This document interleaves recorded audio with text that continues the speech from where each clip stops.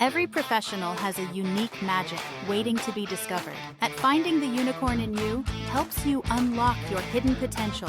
Thank you for tuning in.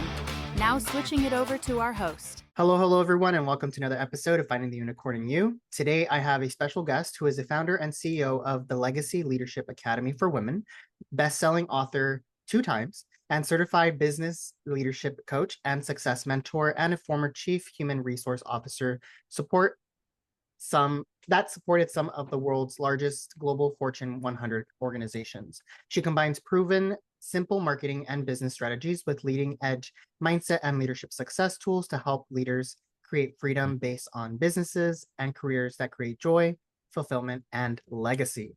So without further ado, welcome Julie Cober. Thank you. Hello. Hello, and I hope great to be here. Welcome on. And I hope Thank I pronounced your last name correctly. Cober. It's actually Cober. Cober. So thanks for correcting me. So no, that's okay. We get a lot of versions of it. I get it because my name is always mispronounced. So why don't you tell us a little bit about what led you to go on this path? It's very inspiring. Oh, thank you. So sure. I have to remember, 28 years in corporate Canada, all in human resources, 25 of them in leadership roles. And for much of my career, I absolutely loved what I got to do. Coaching, mentoring, guiding, leading. I became a specialist in engagement and culture, organizational culture. And I always felt like it was such an honor to go to work and work with these big, beautiful teams and put together programs and practices and policies and things that created an environment where people love to come to work. Who wouldn't want to do that? You have to go to work for 40, 50, 60 hours a week. Like I always used to say, we better help them like where they're coming. Got to do that. And then I'd say about the last 10 years, stuff started to just shift. In corporate, I'm in Canada. So corporate Canada, I worked for large organizations around the world. So I would say for sure it was the same. Europe, North America, the whole thing. And I also was climbing the corporate ladder in terms of my roles. And the higher I got, the farther I got away from my love of why I went into human resources. So when I did become a chief, honestly, I got to the top of that mountain, which was a goal right from the get-go. I knew as soon as I started working that I wanted to become a chief. And when I got there, I likened it to being at the top of Everest. And this wouldn't happen on Everest because it's stunning up there. But I looked around and said, I don't think I love the view up here. So I was very much, you're on the executive leadership team, you're grinding it out, you're hustling, you're sacrificing a lot with your family. Work comes first. So there was a lot of overwhelm, a lot of stress, a lot of sacrifice, like I said. And really at the end, it got to a point where the majority of the work that me and my team were doing were either laying people off because of restructuring, and that happens. Look, we all have to make a profit. I get that. Yeah. Or there was something that was going on in the world, in the market, where we were actually doing quite a few harassment complaints. And for me personally, the kind of final straw for me was I had to get involved personally in 3 complaints within an 18-month period, all at the chief level, and they were all valid. So I thought, you know what? I don't want to do this anymore. Yeah. My husband said to me one day, what is it that you love the most about your role, like in human resources? And I said, coaching, mentoring, leading, guiding. And so I ended up going out and starting my own company. So I left at the end of 2019, missed COVID 100%, which from an HR leadership perspective, I really feel a lot of gratitude because I know many colleagues, what that did to them. I started a one-on-one coaching practice. I work with women, executive leadership women who were similar to what I was going through with the overwhelm and the stress and not feeling aligned and all the things. So helping them put a plan in place to get to where they want to go. And then I scaled it into group because there were so many women that wanted this help. And I thought, how can I do this? Because one-on-one, there's only so many hours in a day, right? Yeah. So we created the Legacy Collective, which is our signature group coaching program. We can help more women who they're done with the status quo. They're done with the overwhelm. They're done with I call it being on the hamster wheel. They're done with making sacrifices with their family. They're really finding their voice and finding their confidence and saying, no, I'm not working this way anymore. Yeah. And they're willing to sacrifice these big paying, high level executive roles to go find what they love.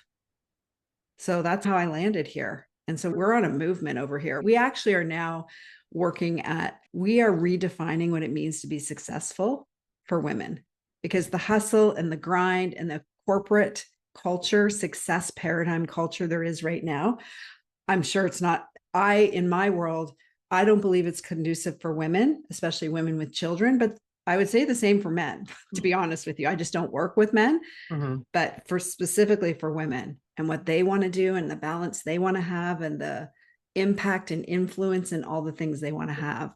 We're changing what it means to be successful. So that we're rewriting the rules, and we're saying, okay, what does success look like to me personally? And what does it look like on my terms? So we have women who are leaving corporate and starting their own businesses like I did. We have women that are staying in corporate and are going and finding like the dream job, the dream boss, and all the things. And yeah, we've got a whole gamut of what's going on in terms of success, but it's nice to see because we're creating a movement. Yeah. And because people are and honestly, corporate needs to wake up.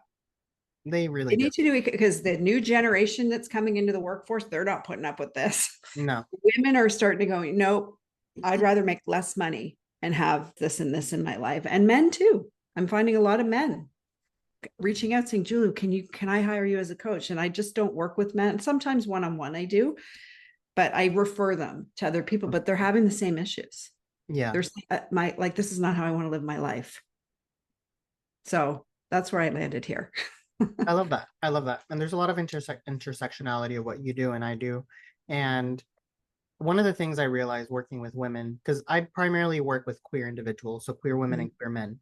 So they have their own subsectors of issues that go in the corporate workplace. Yes. But I feel that women have it a lot harder than most. Trying to balance I agree. Having a family, having a relationship, having a full-time job, going in for the second shift and doing all of that stuff at home. Yes. It's a lot for them to juggle and balance, and then trying to maintain a social life and a good mental health regime and a health regime. And even though I do say some of that does cross over for men, but for a lot of the family does fall on the women. So like, how do you balance all of that? Or what do you recommend for these corporate leaders? Because when you're on top, it's a lot of pressure. So how do you have them not what is something you have them do, or what is the mind shift for that?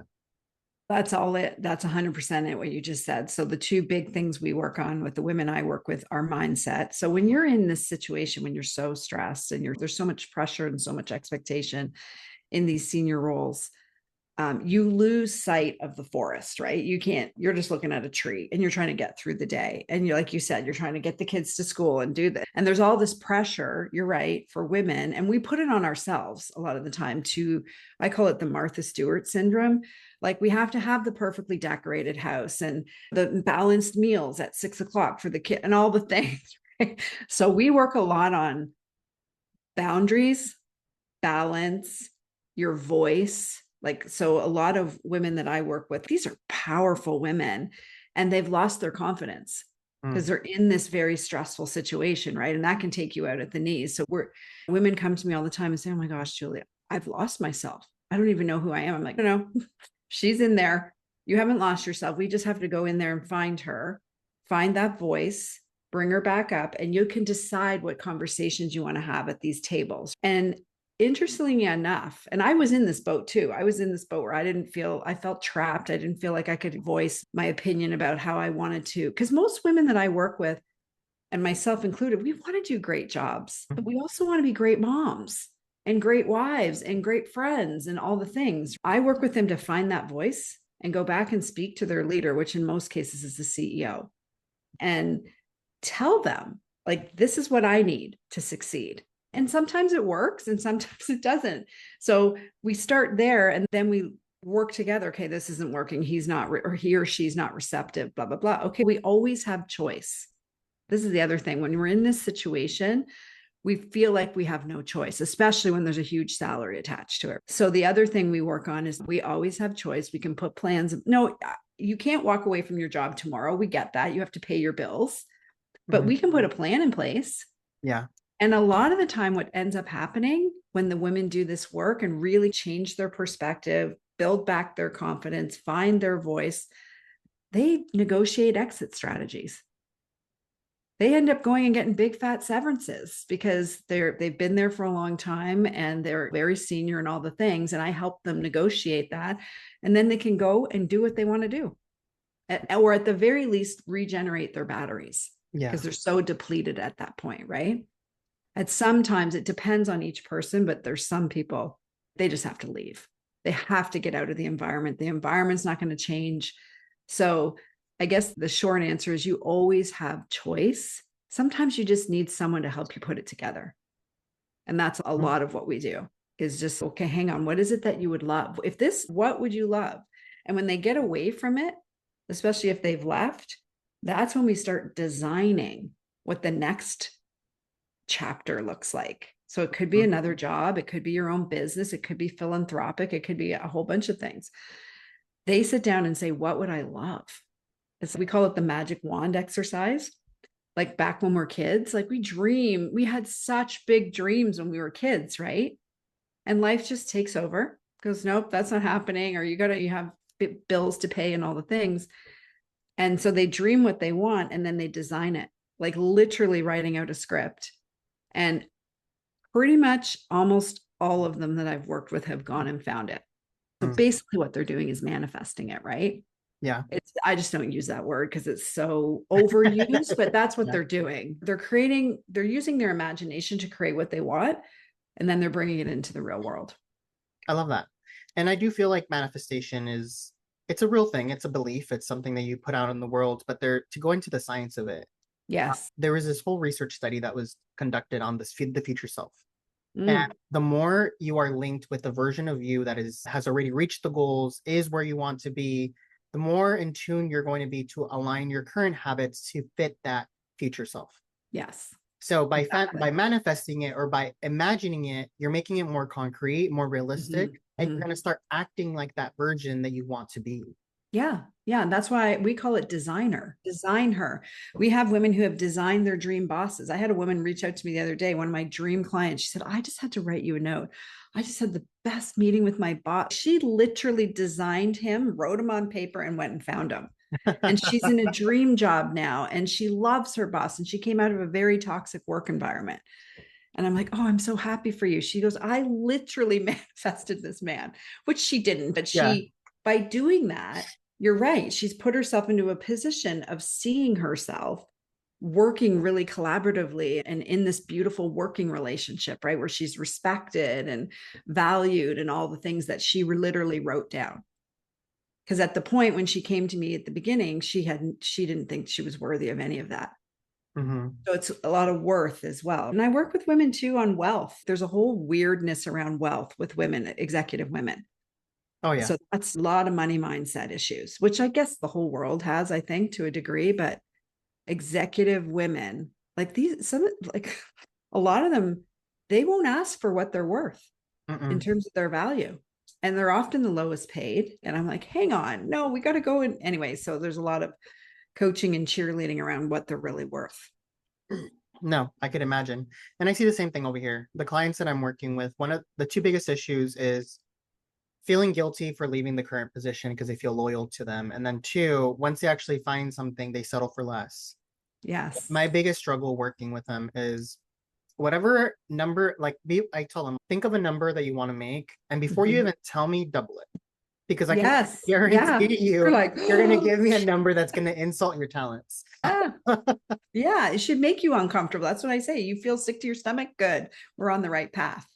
Yeah. And then I love what you said just there about guilt, because that's another big one, right? They have a lot of guilt for wanting more and for wanting something different, because their whole world, all the people in the world are going, are you kidding? You should be so thankful for what you have. Yeah. And like me, by all intensive purposes or external measures, I was a huge success, multiple six-figure income, all the things I could list in one minor little thing. I wasn't happy.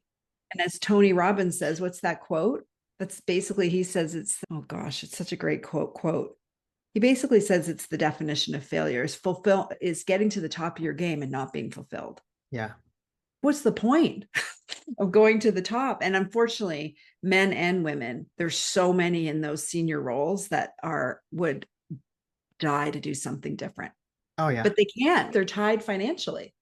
And I get that. So I couldn't either right away. I had to make a complete big plan. I mean, when I made the decision to leave corporate, it was probably about 5 years before I did. So I needed to put a financial plan in place to do that. But boy, when the decision drops, things change, right? Things change on every single level. And all of a sudden you start getting all these inspirational hits. Oh, I could do this, or, oh, I didn't think about that. It's back to what you said. When you decide you're going to do this, when you decide this is the version of you you're going to be, you start thinking differently. Oh yeah, 1,000%. And it's like really changing that mindset and focusing on the growth and where can I go versus what am I lacking right now? Yes, exactly. Exactly. Which is not easy when you're in the thick of it. I get it. Yeah. But that's why you shouldn't do this work alone. If anybody's sitting in this boat, and it really doesn't matter what level you're at, but find somebody, find a mentor, find a guide, find a coach, find a friend, anyone, an old boss, someone that can help guide you, because I find the women I work with, myself included, it's just like I said, you're so in it, you can't see the forest for the trees, and you don't know how to get out of this. You just know you feel horrible, and you don't want to have these feelings, that you're meant to live life to the fullest. You're meant to love the life you're living. I'm not of the camp anymore where you need to work for 40 years and then you retire, right? I'm not sure I'll ever retire now because of the work I'm doing now. And people are like, what? You wouldn't have said that 10 years ago, but I don't want to stop doing this work. And that's making an impact, right? That's the thing. You want to retire from a job that a lot of the times people can't wait to retire because they're not really liking what they're doing. Exactly. Exactly. They 100% live for the weekends and can't wait to retire. And hopefully they live a long time in retirement. That's what I always hope, but I'm not waiting for that. Exactly. And it's different times. And the way that the economy is going and the world is like shaping, like it's way different than how like the boomers and everybody else before us made it. It's a different time. So we have totally different. And I love this young, I don't even know what they're called now. Like my kids are in their 20s, so I forget what generation they are, but they're not putting up with anything. No. They're like very clear on what they want, very clear on what they'll put out. I'm like, this is beautiful, because they saw us sacrificing, right? And they're like, no. I know my daughter, when she was studying, people would say, what do you want to do? And she goes, I know I don't want to sit in a cubicle. That's for sure. She wanted nothing to do with corporate, because she saw what I went through. But I just love the fire this generation's bringing in. And like I said, corporate leaders need to wake up, because they're not going to sit in cubicles. They're not going to be dragged to the office every single day. They're not going to do, like you said, it's changing. Yeah. And CEOs and executive teams need to wrap their head around that. Oh yeah. Yeah, definitely agree. And switching a little bit on everything that we all put up with, like on a daily basis, there's a lot of stress. There's a lot of like tasks that go on the stress that goes into our body, our mind. What is one thing that you do to make sure that you don't burn yourself out? Now I think the main thing that I do and that I coach my clients on now, and this is so funny that I'm even going to say this, so anyone that would know me would go, what? Anyway, I think it's a balance of what I call masculine energy and feminine energy. And it's nothing to do with male or female. Okay. We live in a society, especially North America, where we are go action. I just read something. My son sent me something this morning off of TikTok, and it was a whole bunch of brain science around capitalism and what's that actually doing to our brains, because we're on 24/7. We have phones, we work from our homes, we never turn it off. And the power of sleep, how important that is, because we can actually finally turn it off. But there's so many people, it's a badge of honor. Oh, I only need 4 hours, right? Anyway, I was like, not like that, but I definitely was somebody, I would say, was cut off at the neck. So I lived in my head. I was very analytical, very data-driven, very masculine energy, very action-oriented. Like I would have been hired in corporate to get the ball over the goal line. Like I could do that with my eyes closed. But did I know how to feel? Did I ever write in a journal? No. All the feminine side. So feminine is within, masculine is the action without, right? And really the most successful leaders and the most successful people in the world balance both. They have fun. They play. They rest. They actually understand that rest makes them more money because you're not creatively thinking anything if you're in full blown action mode. It's just basically left brain, right brain. Yeah. So we really just teach the balance of both. And you're not weak if you do nothing on the weekend. You're not weak if you go out and have a walk in the forest and do some forest bathing or all the things that everybody calls woo, right? It's not, it's brain science, it's quantum physics. So that's what I would say is if you really want to, it's not to say you don't need to do action, you do, but you can't sustain that. Yeah.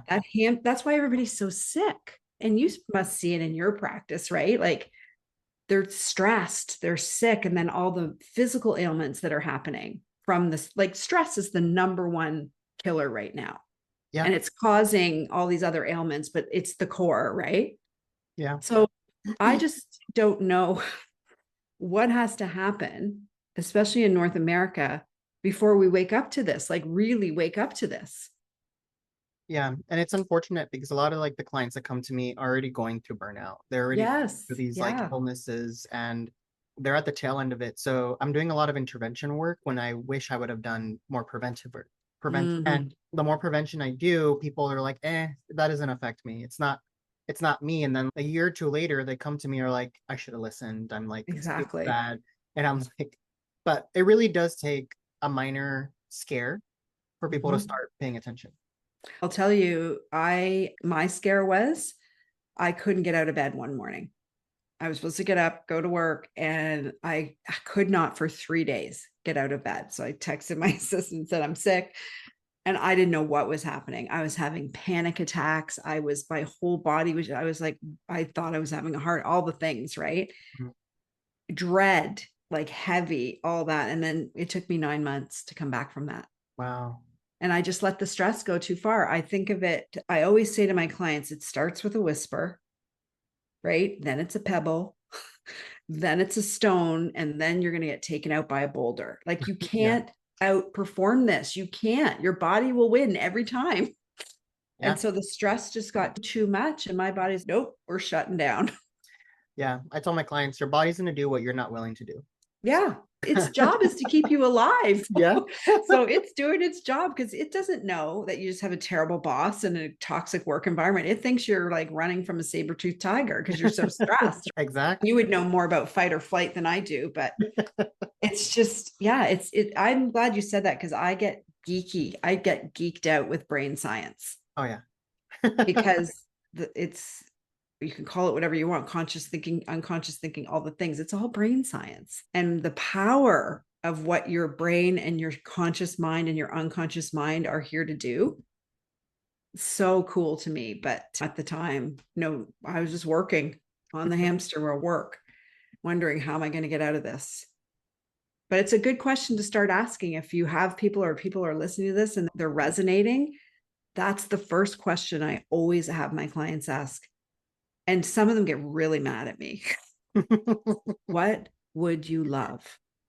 And they're like, I don't know what I would love. I'm the last on the list. And especially women, right? I'm like, okay, you need to sit down, get quiet. Literally, what would you love? If you had all the money, all the time, all the resources in the world, what would you love?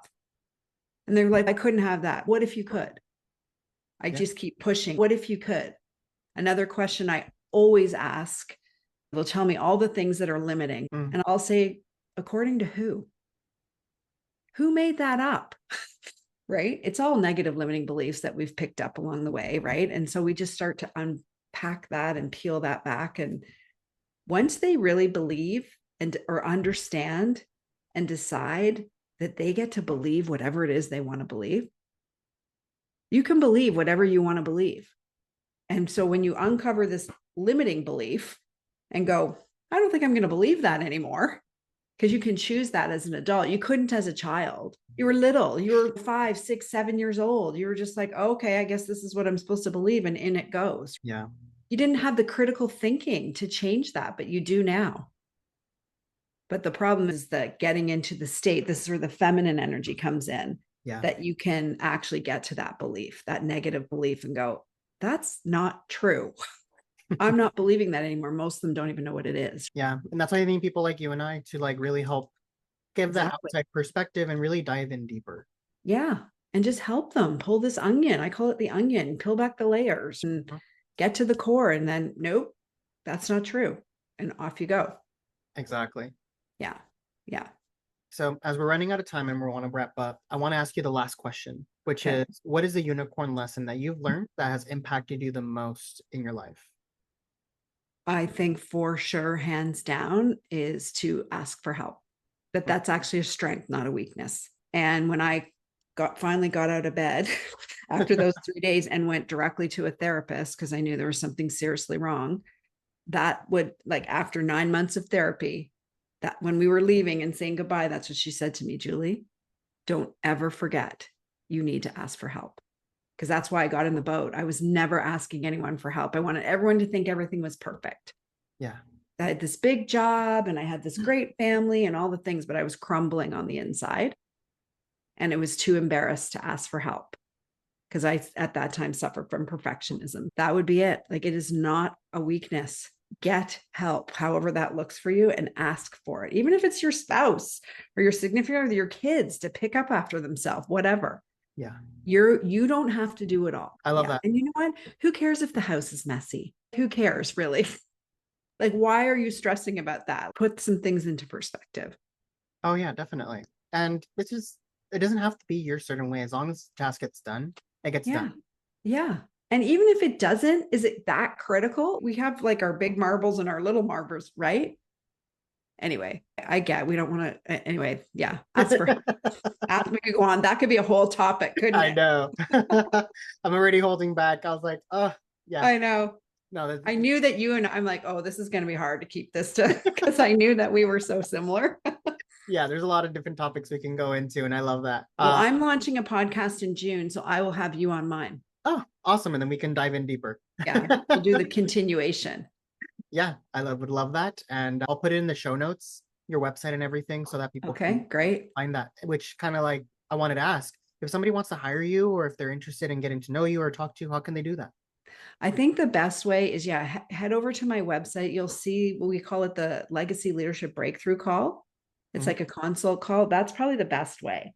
And what I love to have those calls because it allows me to see where people are at, and then I can help direct them. Some people it's very suitable for one-on-one coaching.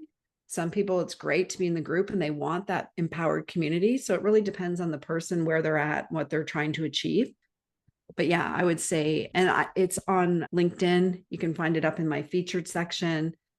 And yeah, book a call. Like, it's not a sales call. It's a totally get to know you intro. I know most people don't want to get on calls, but Yeah. they're struggling. And I've often had calls with people where I'm not the right coach. So I've referred them to somebody else, depending on what's going on. So I would be happy to do that as well. Awesome. Yeah. And for listeners, if you're listening to this, if you scroll down on the show notes, you'll be able to find all of the links on there. Also, if you go to my website at rainbowcareercoaching.com, click the Unicorn Wall of Fame, you'll see Julie on there with your picture, bio, and links as well. Awesome. Any last things you want to say before we wrap up today? Thank you so much for inviting me. And I would say to your listeners, again, if they're resonating, just don't suffer. You're not supposed to feel this way if you're in the stress and it's not supposed to be that way. And there are solutions. There are different avenues you can take. So get the help to find someone to help you do that. Yeah, definitely. Yeah. Great way to end the show. Thank you, everyone. And thank you so much. And until next time. Yeah. Thank you.